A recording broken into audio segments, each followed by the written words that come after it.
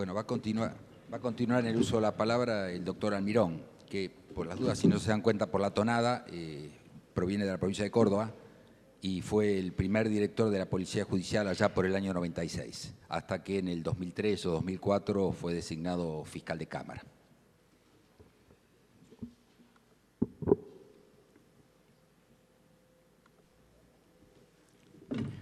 Muy buenos días. En primer lugar, una cuestión previa. Por supuesto, para mí es un placer venir y poder compartir fundamentalmente experiencias y por ello agradezco a los organizadores, fundamentalmente a la Procuradora General, la doctora Falvo, que ha tenido la amabilidad de invitarme. Cuando se habla de policía judicial, y hoy tengo la suerte de escuchar que en otros distritos están funcionando y que además el aspecto normativo que ha llegado a concretar la provincia de Buenos Aires, por supuesto, ya no me encuentro solo, porque cuando empezó Córdoba éramos absolutamente solos. Y era muy difícil porque era un contexto totalmente diferente, donde se hablaba incluso de la constitucionalidad de la posibilidad de una policía judicial. Hoy eso es una discusión absolutamente superada, de hecho que en las constituciones provinciales en todas está inserta. El aspecto normativo también ha sido bastante superado y casi todos ya han avanzado en este aspecto y por supuesto el punto central y quizás lo más difícil está en la implementación. Mi exposición va a tratar de agarrar puntos. ¿Por qué? Porque me pareció importante compartir algunas cuestiones que tienen que ver con no solo lo que es el diseño y la organización de una policía judicial, sino también con algunas cuestiones que tienen que ver con la implementación. Y hablarles desde la experiencia, de lo que no significa que esto pueda repetirse, pero sí son aspectos que yo creo importantes que hay que tenerlos presentes a la hora de poner a funcionar una policía judicial. Paso entonces a... Si uno tuviera que definirla, sin ninguna duda, que diría que es una institución profesional, técnico-científica, y que actúa como órgano auxiliar del Ministerio Público en la investigación de los delitos de acción pública. Si uno advierte, y dije una institución profesional y técnico-científica, ¿por qué? Gracias. Porque es una institución absolutamente civil. Eso es lo que se propone. Además, las dimensiones de actuación, yo no voy a ahondar mucho, pero sí para poder contextualizar el tema. El técnico jurídico, nosotros nos hacemos cargo de las actuaciones iniciales, donde ingresan a las distintas unidades judiciales y allí tienen, ya sea por vía de denuncia o incluso por la actividad que hace la policía en la calle y llegan allí. Y por supuesto, todos sabemos que para tener un caso penal tenemos que tener un hecho, tiene que ser relevante penalmente y tiene que haber algún sustento probatorio para poder llevar adelante. El técnico científico es el aspecto criminalístico y todas las técnicas y demás, porque estamos hablando de una policía que tiene que ser profesional y que tiene que aplicar y estar actualizada permanentemente en las tecnologías que hoy llegan. ¿Por qué? Porque hoy tenemos una cantidad enorme de información que fluye de la tecnología. Muchas de ellas están en tensiones con los derechos y garantías, pero también tenemos que estar preparados de cómo saber utilizarla con el menor, es decir, afectación de esas garantías. Y por el otro lado, lo técnico operativo de investigación de calle. Este es un tema muy serio, de mucha reflexión, y a nosotros nos llevó mucho tiempo poder implementarlo. ¿Por qué? Si uno habla de la parte técnico-científica, está hablando de técnicos, de profesionales, médicos, criminalísticos, expertos en huellas y rastros, todo eso no hay ningún problema. Pero cuando uno habla ya, la parte jurídica ni hablar, porque la formación que hemos recibido es fundamentalmente jurídica. Pero el tema es salir a operar en la calle. ¿Cómo hacerlo? Usted le está pidiendo a quien opera en la calle verdaderamente hacer la investigación que necesitamos hacer, que camine por el barro, pero que ese pantalón blanco quede blanco. Y tiene que tener controles. Y fundamentalmente hay aspectos de la seguridad que tiene que tener no solo el hombre, sino también el propio entorno donde trabaja. Entonces son aspectos conflictivos que en su momento en Córdoba fue, diría, con mucho hasta traumático. Yo incluso fui denunciado por eso, le digo, por poner en marcha una cosa de esto. Es decir, ¿por qué? Porque obviamente tocamos, en la medida que nosotros avanzamos en la investigación de campo, tocamos intereses. Esa es la realidad. Es decir, no podemos ser ingenuos y pensar de que cuando uno va a empezar a investigar en serio, se va a topar con cuestiones que tienen que ver con otros intereses. Indudablemente esto genera resistencia. Pero voy a seguir más adelante con esto porque me parece importante rescatar este aspecto. Después, ¿cómo lo hemos superado? Desde ya les adelanto que una gran preparación, pero fundamentalmente hay que tener paciencia en saber seleccionar a la gente. Ocuparse todo el tiempo que sea necesario, seleccionar. ¿Por qué? Y buscar y definir perfiles, porque no es lo mismo un hombre para investigar determinados delitos que otros. Esto lo tenemos que saber para poder de esa manera conducir adecuadamente las investigaciones. Mucha capacitación y una gran contención por esa parte y controles. Mire, quienes aplaudimos la oralidad, el mejor control que tiene la policía es el juicio oral y público. Allí está el auténtico control, es decir, allí nosotros vemos lo que pasa, lo que ha pasado y verdaderamente nos permite desde allí saber cuál es la calidad de la actuación que han tenido. De más está decirle que para mí la ubicación institucional tiene que estar dentro del Ministerio Público. Hay muchas razones para ello. Si el Ministerio Público es el encargado precisamente de la investigación y la acusación, indudablemente que no puede ser otro lugar donde se inserte. Y tiene que tener los mismos principios que rige para el Ministerio Público, actuar con legalidad, que significa que no es lo mismo que legalidad procesal, sino actuar conforme a la ley. Tiene que ser objetivos. Esto de la objetividad. A veces hasta se cometieron errores a nivel normativo y se puso que tenían que ser imparciales. No, es objetividad, no imparcialidad. Los jueces son imparciales. Nosotros somos partes y si somos partes no podemos ser imparciales. Este es un tema que quizás en la clarificación de los alcances de la terminología también nos sirva para poder adecuar la funcionalidad. Unidad de actuación, indudablemente, porque hay un fiscal general que es el que dirige las políticas de persecución conforme a la política criminal y tiene que estar encauzado desde ese aspecto el Ministerio Público para poder cumplir su función.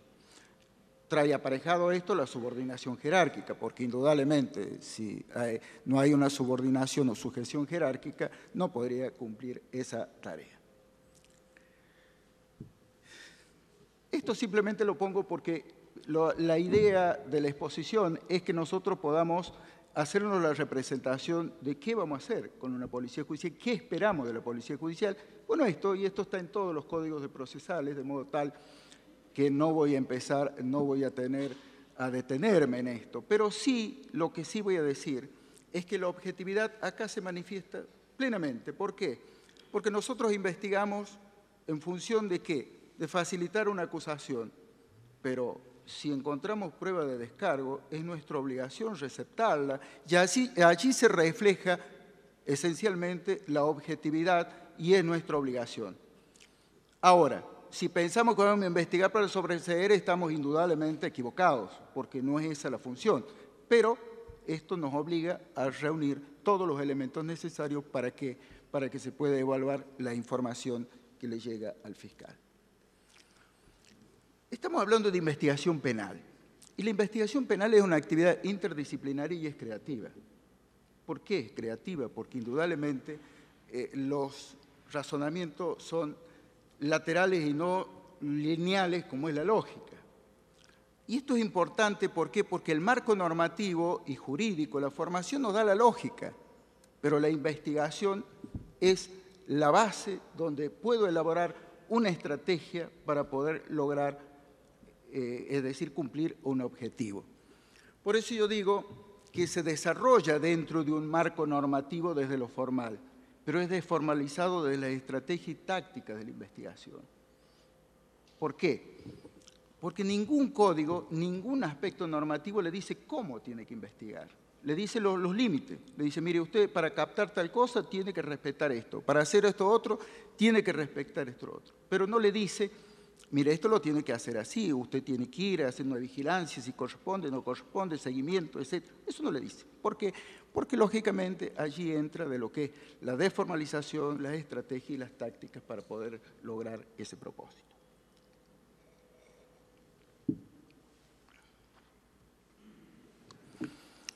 Los modelos de la estructura y la organización policial. Yo escuchaba atentamente al colega, y uno piensa, es decir, ¿dónde la va a insertar? ¿En qué sociedad? Y los modelos juegan un papel importantísimo. ¿Por qué? Porque de acuerdo al modelo va a ser funcional para el objeto o para el objetivo que pretendo que se cumpla. Y en esto, si nosotros atendemos a nuestra tradición jurídica, incluso advertimos a poco que podamos analizar una constitución liberal casi con todos los principios de Estados Unidos, y sin embargo el desarrollo del derecho interno se hizo de la Europa continental. Es una contradicción de modelos. Incorporamos, ¿qué es lo que hacemos? Incorporamos jurados, que está muy bien, y yo participo y soy un defensor de los jurados. Pero ahí estamos, queremos anglosajones, escabinos, ¿y por qué? Porque hay colisión de modelos. Ese es un tema, y acá en las policías pasa lo mismo.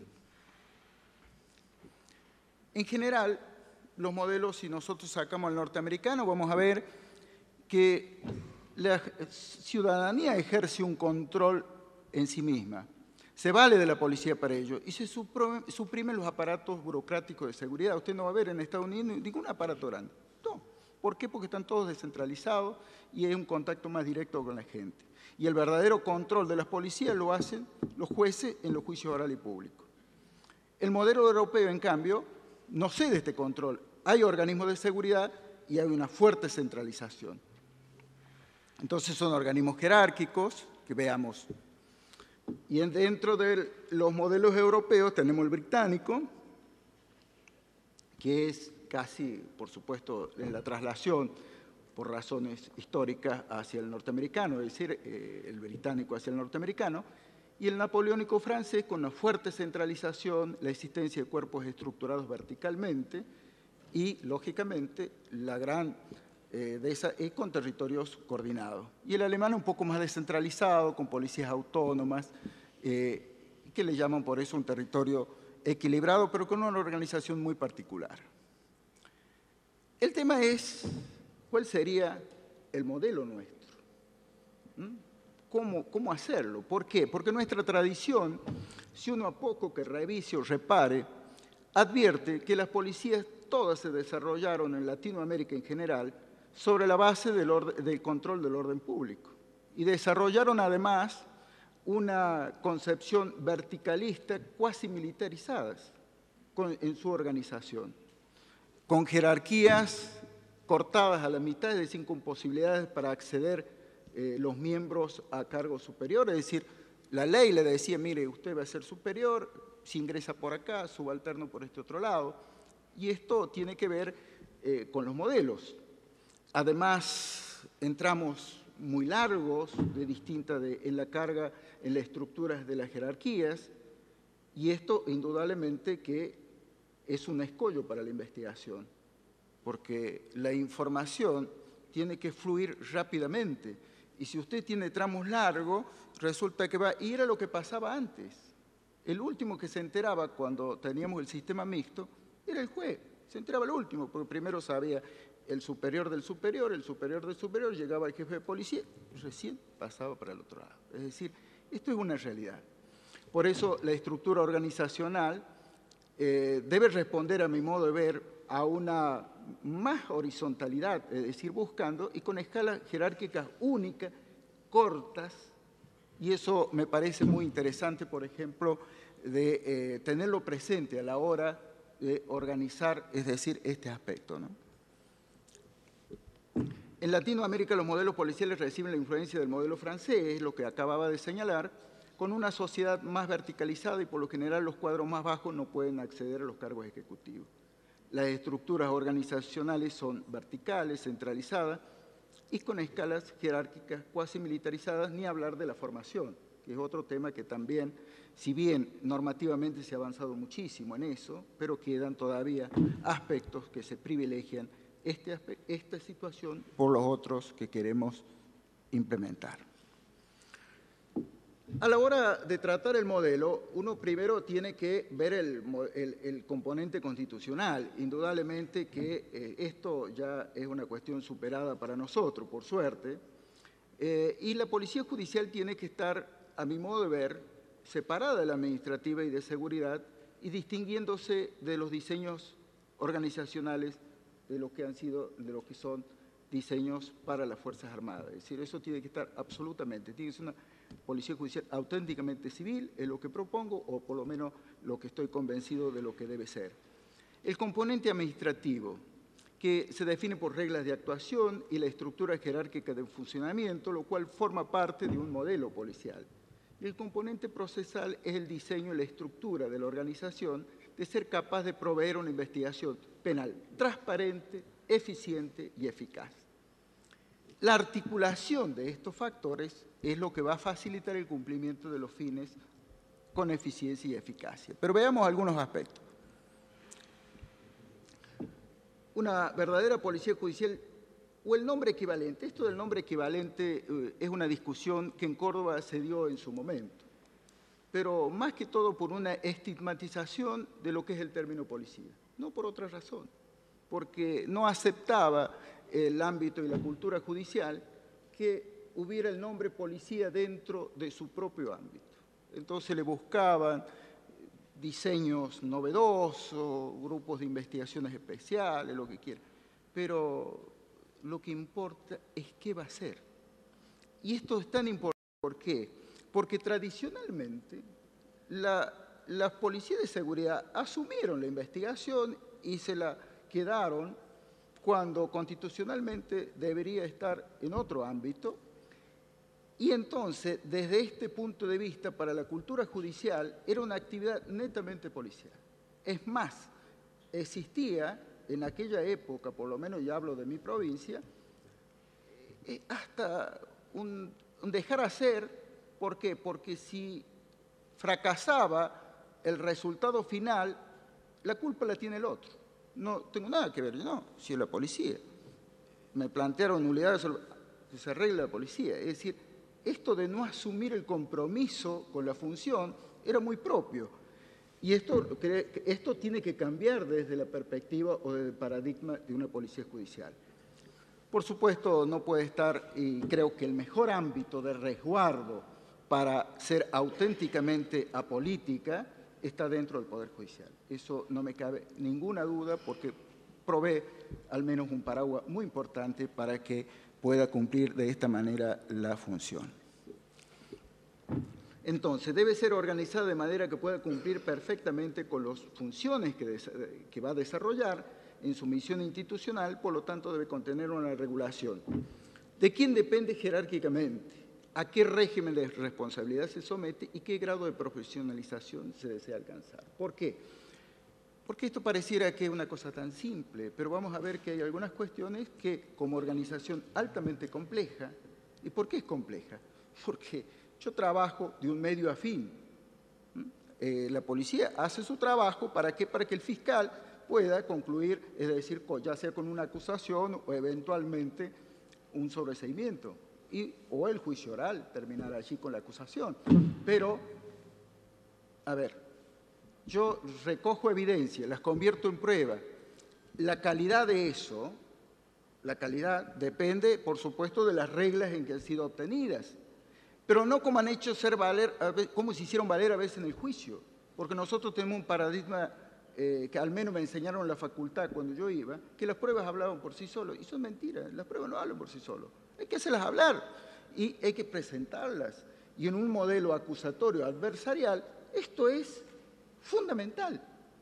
Entonces, el producto que sale de aquí, que llega al final, hay muchos intermediarios y que depende de la eficiencia y la eficacia de esos intermediarios para la conclusión final. Por eso la convierte en tan compleja, además las relaciones que vamos a ver en otras cuestiones. La organización básica o primaria estructura de todas las fiscalías, incluso se ha hecho desde la lógica del juzgado. Eso yo creo que se ha hablado mucho sobre eso y es una realidad. Y el Ministerio Público, la organización de la Fiscalía en general, han adoptado este patrón.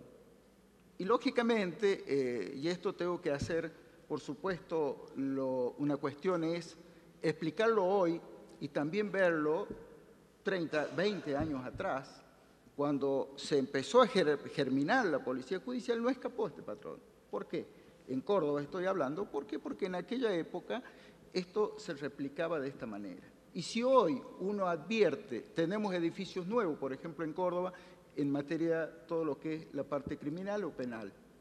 Y la Fiscalía de Cámara, que yo me quejo, ¿por qué? Porque el espacio físico no lo adaptaron para un juicio adversarial, donde el fiscal tiene que preparar su caso, tiene que reunirse con los investigadores, con todas las personas para poder planificar, para poder establecer estrategias de presentar un caso, y tenemos ahí un espacio reducido. ¿Por qué? Porque no se atendió este aspecto. Bueno, pero ese sería otro tema. La estructura entonces debe facilitar la interdisciplina y el trabajo en equipo. Yo no voy a hablar de eso porque indudablemente me llevaría mucho tiempo, es decir, no es un grupo de personas. El equipo cuesta mucho formarlo, porque tiene que haber un sentido de pertenencia, tiene que haber una conjunción, es decir, de propósito, de objetivos, tiene que haber un reparto equitativo de reconocimientos y todo lo demás. Es realmente un tema que lleva su tiempo. La dependencia jerárquica. La Constitución de Córdoba le asigna al fiscal general, no a la Fiscalía General, así en persona le pone la responsabilidad de la dependencia político y la dirección político-institucional de toda la Policía Judicial. Pero a su vez hay una dependencia administrativa que está a cargo de un director general y hay una funcional de cada uno de los fiscales en función de las investigaciones que tienen a su cargo. Estas distintas dependencias a veces colisionan y por eso hay que aclarar perfectamente para evitar colisiones de este tipo. ¿Por qué? Yo les cuento, por ejemplo, la experiencia en Córdoba. Cuando yo me hago cargo, es decir, en el año 96, y vino un flujo de personal de casi 500 hombres a cumplir para poder organizarla y hacerla funcionar, y empezaron a trabajar ya directamente bajo la dirección funcional de los fiscales, Y el primer punto es, ¿a dónde? Más que todo, pensaban que administrativamente ellos tenían el control. Y es un error. ¿Por qué? Porque usted le quita las herramientas de gestión, es decir, para poder cumplir la función como director general. Y entonces decía, no, pero si yo soy el jefe de mis casos, yo la gente la quiero acá, la quiero allá, la quiero en este otro lado. Y eso conspira indudablemente con poder desarrollar una institución sustentable, porque enseguida se le desmadra todo. Esto costó hasta que entendieron cuáles son los roles de cada uno, qué es lo que se puede pedir, cómo se debe ordenar y cómo se debe controlar. Y los fiscales tienen con esto una herramienta poderosísima. Depende, por supuesto, de cada uno de los fiscales cómo la va a usar, qué grado de uso va a ser, si va a ser total o parcial. Yo me animo a decir que hay muchos recursos que no se utilizan. ¿Por qué? Porque, bueno, el fiscal no lo utilizó, pero que es posible y que esto le facilita su tarea. Eso no hay ninguna duda. Entonces, por allí se quejan porque dice que yo en mi cámara, como fiscal de cámara, uso recursos que los otros no usan, pero yo los uso porque los conozco. Entonces, yo sé que tengo muchos recursos para usar dentro de las limitaciones. Entonces, sí los uso, claro que sí. El régimen de responsabilidad. Todos los catálogos contienen el tipo de responsabilidad. Por supuesto que está la disciplinaria, está la responsabilidad incluso civil y penal y demás. Pero hay controles internos y externos que son fundamentales. Los controles internos están a través de los sumarios administrativos, es decir, control disciplinario, hay códigos de ética. Y los externos son los fiscales y los jueces los que hacemos el control, independientemente de las responsabilidades político-institucionales que tiene la Fiscalía General y que lo hace. Pero es fundamental, porque el juicio oral transparenta tantas cosas, pero hay que verlas y manejarlas, y es muy importante eso, porque incluso el propio policía se siente parte de eso y también se siente que lo tienen en cuenta y que es importante su tarea, que esto es lo más bueno, que ellos sepan qué es lo que ha pasado con su trabajo, con su esfuerzo. La profesionalización. Bueno, por supuesto la jurídica está por supuesto que tiene que tener una formación jurídica porque tiene que tener encuadre jurídico lo que hacemos. La científica, la actualización permanente. Esto es tan importante porque la tecnología, le digo, crece en forma, pero todos los días crece.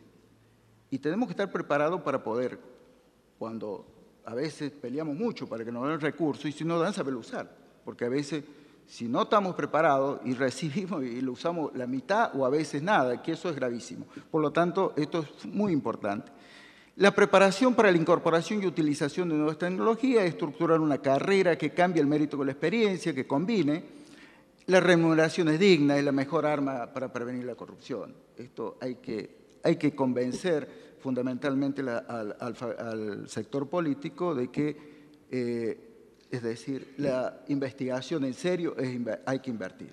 O sea, no se puede pretender hacer cambios nada más para que nadie cambie. Esto hay que invertir y eso es un reto importante. Les hablo ahora un poquito de la Policía de Córdoba, porque yo sé que acá enseguida me van a votar, así que vamos a ver. Ustedes piensen que en el año 39 por primera vez se habló de una policía judicial en un código de procedimiento. Pasaron muchos años, vamos a ver más adelante, hasta que se llegó a tener, es decir, un marco normativo y después una implementación. Pero el proceso de implementación requiere necesariamente de una planificación estratégica. ¿Por qué?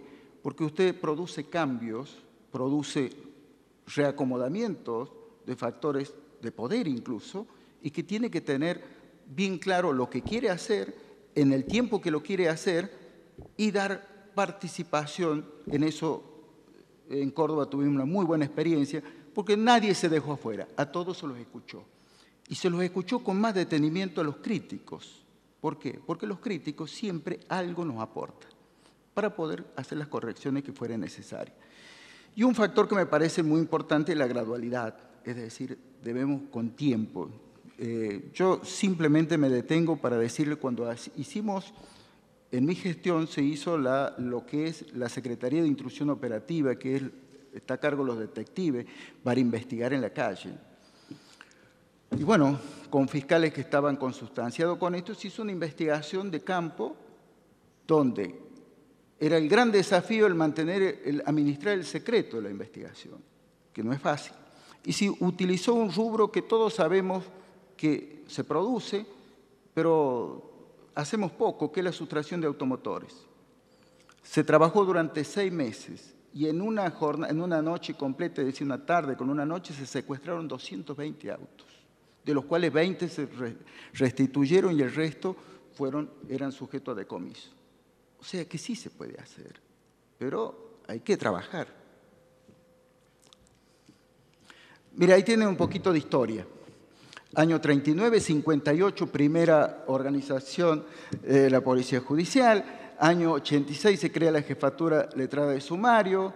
Y ustedes después la nueva Constitución recepta y también la coloca en su capítulo de Poder Judicial. En el año 89 la Ley de Ministerio Público, después el Código de Procedimiento. Fíjense ustedes, llegamos al año 96, cuando recién se le da el gran impulso. O sea, pasó mucho tiempo. Los argumentos son exactamente los mismos. La policía veía como una mutación, que le sacaban algo que le pertenecía. Los jueces no querían perder la instrucción. Los fiscales tenían miedo, algunos, otros no querían asumir el rol. pero la principal resistencia, y eso hay que confesarlo, no fue de la policía, fue del propio Poder Judicial, que no quería absorber esta organización compleja. Bueno, esta es la estructura organizacional, como está. Yo voy a pasarla porque quería dejarme este puntito. En Córdoba está distribuido en las se dividió en territorios, por distritos. Hoy en día, por ejemplo, las unidades judiciales reciben las actuaciones y están todas digitalizadas, con gestión a distancia. ¿Qué significa? Que mientras el sumariante recibe la denuncia, en el despacho del fiscal la está viendo, incluso el fiscal de cámara puede utilizarla.